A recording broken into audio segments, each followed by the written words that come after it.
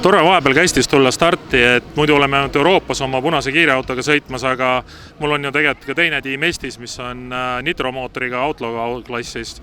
Et see nädalavahetus on päris nagu, ütleme, olnud nagu keeruline, selles suhtes reed oli väga kuum, tegime ühe stardi ja eile avastasime, oli mõned lekked küttesüsteemis ja nitrosüsteemis, et eile saime ainult ühe teha ringi, aga täna, kus kõik see ära parandatud, toimis hästi ja esimene eliminaatori ring kui teine, sõitsime 7,7 sekundit.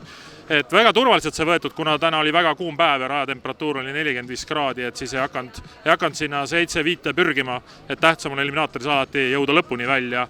Aga muidu oleme rahul, et saime ka ju Mustangiga tehtud paar kiiremat ringi, aga Mustangiga on näha, et see rada ikka ei ole selle jaoks, et 3 korda eile, et küll 60 jala uus rekord Eestis 1.06, mis kunagi olenegi siin sõidetud autode poolt.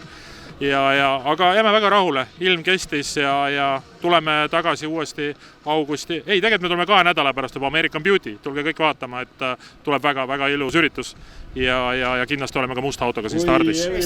Oleme tulnud nüüd muidugi Rootsist tagasi, oleme seekord nüüd Eestis Haapsalus Kiltsi lennuväljal võistlustel. Oleme muidugi seadistust tänu Rootsile väga palju muutud, kuna rada ei võta siin nii hästi vastu kui Rootsis, aga suutsime ikkagi siin sõita järjekordselt enda klassi esikoha välja.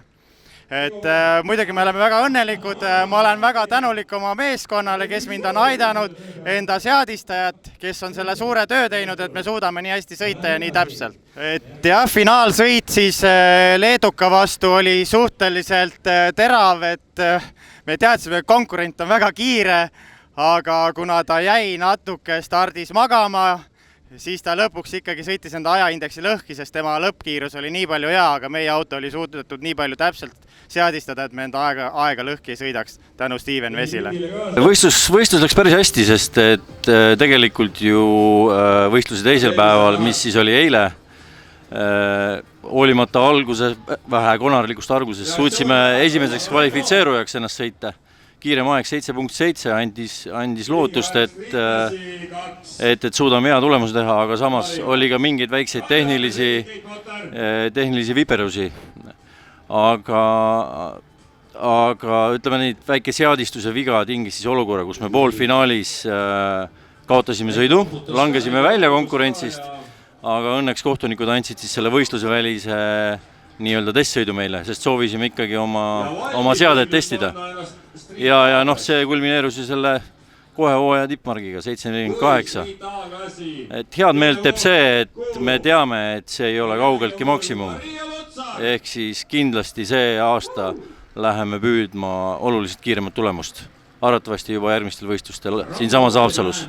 Oleme jõudnud siis oma toreda kiirendushooajaga peaaegu poole peale. Esimene selline suur võistlus on siis Haapsalus meil ära toimunud, milleks oli siis Ameerika Auto Edra Nationals 2024.